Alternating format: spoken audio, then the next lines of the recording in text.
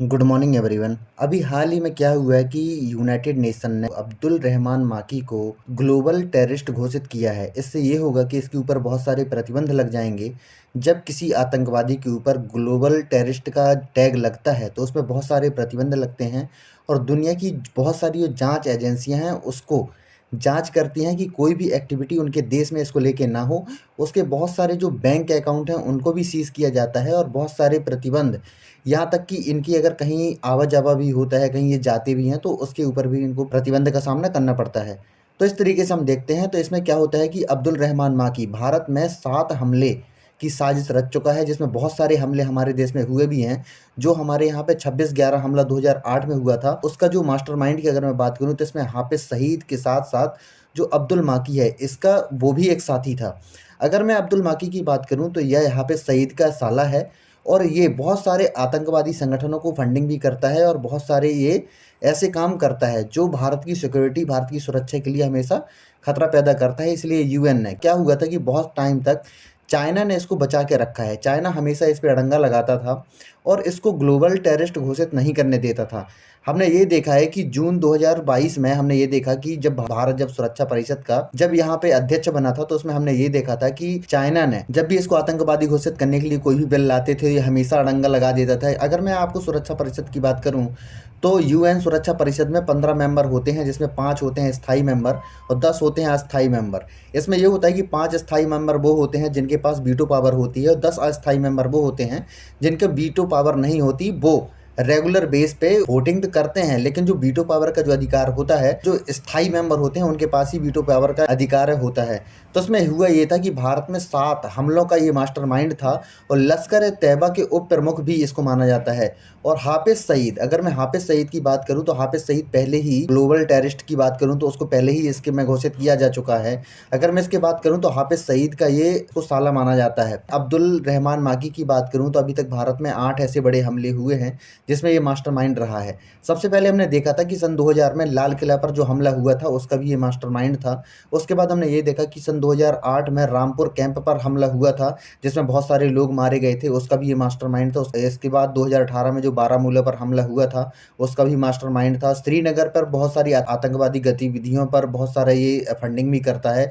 वहाँ पे बहुत सारी ऐसा चीज़ें प्रोवाइड करता है जो वहाँ पे जो आतंकवादी गतिविधियाँ हमेशा बढ़ती जाएँ। इस तरीके से हम देखते हैं। इसके बाद हमने बांदीपोरा हमले की भी इसने साजिश रची थी और इसके बाद हमने ये भी देखा कि आतंकी लश्कर ने 26/11 मुंबई हमले में अंजाम दिया था। इसमें हमने ये देखा था कि जब हमारे यहाँ पे सन 2008 में 26/11 हमला हुआ था, उसमें हमारे यहाँ पे लगभग 166 से ज़्यादा लोग मारे गए थे। अगर मैं मुंबई की बात करूँ तो मुंबई भारत की कैपिटल राजधानी मानी जाती है। वहाँ पे जिस तरीके से गतिविधियाँ होती हैं, तो हमारी जो सिक्योरिटी है, सुरक्षा है, उसके लिए हमेशा खतरा पैदा करते रहते हैं। बहुत सारे युद्ध हुए हैं भारत के पाकिस्तान के साथ में, लेकिन कोई भी युद्ध जब वो नहीं जीतता है, तो ऐसी गतिविधियाँ करता है कि हम अपने यहाँ पे जो कोई भी आतंकवादी गतिविधियाँ हैं, उनकी फंडिंग है, अगर मैं मतलब हथियारों की बात करूँ तो वो प्रोवाइड करते हैं, फाइनेंसिंग करते हैं कि हमारा जो रीजन है, अगर मैं जम्मू कश्मीर, पंजाब, यहाँ तक कि गुजरात साइड की अगर ये इस एरिया की बात करूँ, तो वहाँ पे जो टेररिस्ट एक्टिविटी है हमेशा पनपती रहे। वहाँ पे कोई भी ऐसा चीज़ ना हो जो हमारी सुरक्षा के लिए हमेशा खतरा पैदा करने के लिए हमेशा इनकी कोशिश होती है। अगर मैं अब्दुल रहमान माकी की बात करूँ, तो संयुक्त राष्ट्र सुरक्षा परिषद के अगर मैं धारा की बात करूँ, तो 1267 नंबर इनकी धारा होती है और अल-कायदा प्रतिबंध समिति के तहत भी इसको टेररिस्ट घोषित किया जा चुका है। इस तरीके से हम देख सकते हैं। अगर मैं भारत की बात करूँ, तो भारत सरकार ने इसको अब्दुल रहमान माकी को 27 अक्टूबर 2020 को आतंकवादी घोषित किया गया था। हमने ये देखा था कि चीन ने बहुत बार इसको बचाया था, क्योंकि हमने ये देखा था कि चीन जब भारत जून 2022 में सुरक्षा परिषद का अध्यक्ष बना था, तो हमने इसको आतंकवादी घोषित करने के लिए हम यहाँ पे प्रस्ताव लाए थे, जिसको चीन ने अड़ंगा लगा दिया था। तो उसके बाद हमने ये देखा, क्योंकि वहाँ पे उस टाइम पे क्या होता था कि पाकिस्तान को एफएटीएफ की ग्रे लिस्ट से बाहर निकालने की बहुत सारे प्रयास चल रहे थे। अगर उस टाइम पे इसको आतंकवादी घोषित किया जाता, तो शायद अभी भी पाकिस्तान एफएटीएफ की ग्रे लिस्ट से बाहर नहीं निकलता। लेकिन चाइना और यूएसए की वजह से वो किसी भी तरीके से ग्रे लिस्ट से बाहर निकला है। जिसके बाद हमने ये देखा है कि चीन ने बहुत बार इसको बचाया है। और अभी तक की मैं बात करूँ, तो पाकिस्तान के लगभग 130 से भी ज़्यादा आतंकवादी ऐसे हैं जो ग्लोबल टेररिस्ट घोषित किए जा चुके हैं। अगर मैं अभी तक की बात करूँ, तो क्या होता है कि दुनिया में बहुत सारे ऐसे देश हैं, अगर सीरिया, इराक, ईरान, बहुत सारे ऐसे देश हैं जिनके बहुत सारे आतंकवादी हैं। लेकिन वहाँ के इतने आतंकवादी, इतना सब कुछ होने के बावजूद भी वहाँ के इतने आतंकवादी ग्लोबल टेररिस्ट घोषित नहीं किए किए गए हैं अभी तक। क्योंकि पाकिस्तान पाकिस्तान हमेशा इनको पालता है, पोसता है, बाद में फिर उन्हीं को निगलता है, इस तरीके से हम देखते हैं। बाद में हमने ये देखा कि लश्कर-ए-तैयबा के इस नेता को आतंकवादी अभी इस समय घोषित किया गया है और चीन ने अपने जो हाथ है पीछे खींच लिए हैं, क्योंकि जब इंडिया और पाकिस्तान यहाँ तक कि बहुत सारे ऐसे देश हैं जब इसके पीछे पड़ते हैं तो उनको पीछे हटना ही पड़ता है। अमेरिकी सरकार ने मक्की के ऊपर $2 मिलियन के इनामी घोषित किया था और भारत सरकार और अमेरिकी सरकार ने इसको अपने जो कानून होते हैं देश के अंदर के कानून पहले ही आतंकवादी घोषित किया जा चुका है।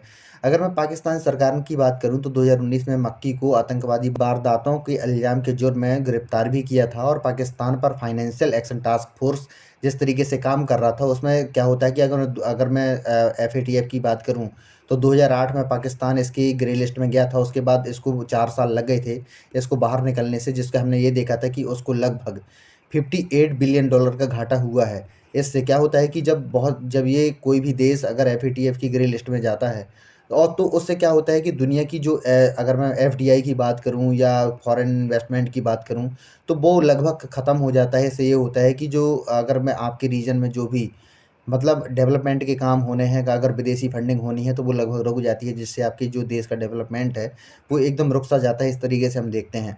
इसके बाद हमने ये देखा कि 2020 में पाकिस्तान की कोर्ट ने जो मक्की को जो टेरर फाइनेंसिंग हो रही थी उसी ठहराती हुई सज़ा भी सुनाई थी।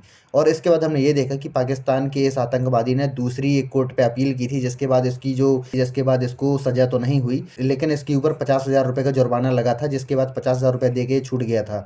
इससे क्या होता है कि अगर कोई आतंकवादी वैश्विक आतंकवादी अगर घोषित किया जाता है तो उससे क्या होता है कि उसकी जो संपत्ति होती है उसको फ्रीज कर लिया जाता है और उसकी जो आने जाने पर जो प्रतिबंध है, जो उसकी यात्राएं हैं उस पर भी प्रतिबंध लग जाता है। और उसकी कहीं भी अगर यूएसए में, इंडिया में या दुनिया के किसी भी देश में अगर उसके अकाउंट है तो उनको फ्रीज कर दिया जाता है।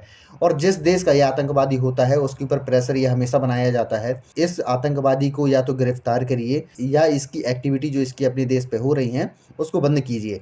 क्योंकि हाल ही में हमने देखा था कि जब हमारे देश के विदेश मंत्री जब गए थे ऑस्ट्रिया में तो हमने ये देखा था कि हमारे देश के विदेश मंत्री ने बोला था कि पाकिस्तान एक ग्लोबल टेररिस्ट का एपिसेंटर है। एपिसेंटर उस जगह को कहते हैं कि कहीं से कोई जैसे भूकंप ये होता है, अगर यहाँ से भूकंप उत्पन्न होता है तो जहाँ पे पहले झटके महसूस किए जाते हैं उसको एपिसेंटर बोलते हैं।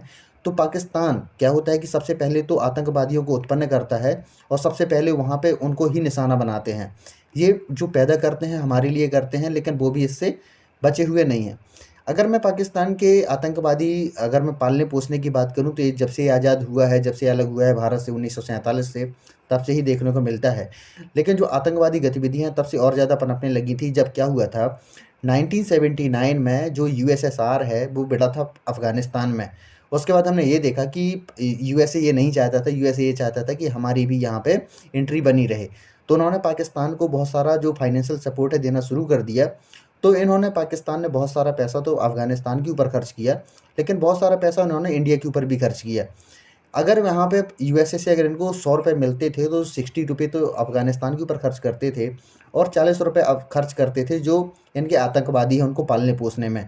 जिससे क्या होता है कि ये हमारे जो अगर मैं जम्मू कश्मीर वाले रीजन की बात करूँ तो यहाँ पे आतंकवादी गतिविधियाँ हैं उनको मतलब बढ़ावा दिया जाए और यहाँ पे जो अस्थिरता है उसको पैदा किया जाए। इस तरीके से हम देख सकते हैं। तो इससे क्या होता था कि हमारा जो जम्मू कश्मीर वाला रीजन था, यहाँ के बहुत सारे जो नवयुवक थे इसके प्रभाव में आते थे और वो गलत एक्टिविटी करते थे, जिससे हमारे यहाँ पे इस रीजन में हमेशा जो वारदातें हैं वो लोगों को मारना है, इस तरीके से लगातार घटनाएं देखने को मिलती थी। इसके बाद हमने ये देखा कि अमेरिका में 9/11 का जब हमला हुआ था उसके बाद हमने ये देखा, पहले तो वो मानते थे कि आतंकवादी को भरण पोषण करना एक अच्छी बात होती है, लेकिन जब जैसे ही वहाँ पे 9/11 का हमला हुआ तो उनको ये समझ में आ गया कि आतंकवादी किसी का नहीं हो सकता। उसके बाद उन्होंने अफ़गानिस्तान में एंट्री ली और 2021 में वो वापस गए। उसके बाद हमने ये देखा कि इस टाइम पे लगभग $8 ट्रिलियन उनका खर्च आया है, क्योंकि लगभग 20 साल तक वो अफ़गानिस्तान में बने रहे, बहुत सारे आतंकवादियों को भी मारा है, इससे बहुत सारे लोग भी मारे गए हैं और उनके खुद के सैनिक भी बहुत सारे मारे गए हैं। इससे क्या होता है कि अगर कोई देश किसी दूसरे देश में युद्ध में उलझता है तो उससे क्या होता है कि उस देश की तरक्की में बहुत मतलब बुरा प्रभाव पड़ता है, क्योंकि बिना मतलब का पैसा दूसरे देश में खर्च होता है। वो चाहते थे कि ओसामा बिन लादेन को मारा जाए, लेकिन ओसामा बिन लादेन जो मिला था वो भी पाकिस्तान के एबटाबाद में मिला था। तो इस तरीके से हम मान सकते हैं कि जो पाकिस्तान है, ये क्या होता है कि अगर मैं बात करूँ तो ये आतंकवादियों को उत्पन्न करने वाला एक कोर है। इस कोर को आघात नहीं किया जाएगा, उसकी कोर को ख़त्म नहीं किया जाएगा, तो तब तक ये सारी एक्टिविटीज़ होती रहेंगी और हमेशा भारत के लिए हमेशा खतरा पैदा करते रहते हैं। तो इस तरीके से हम देख सकते हैं। तो आशा करता हूँ कि आपको वीडियो अच्छा लगा होगा। अगर आपको वीडियो अच्छा लगा हो तो प्लीज़ इसको लाइक कीजिए, सब्सक्राइब कीजिए एंड शेयर कीजिए। धन्यवाद।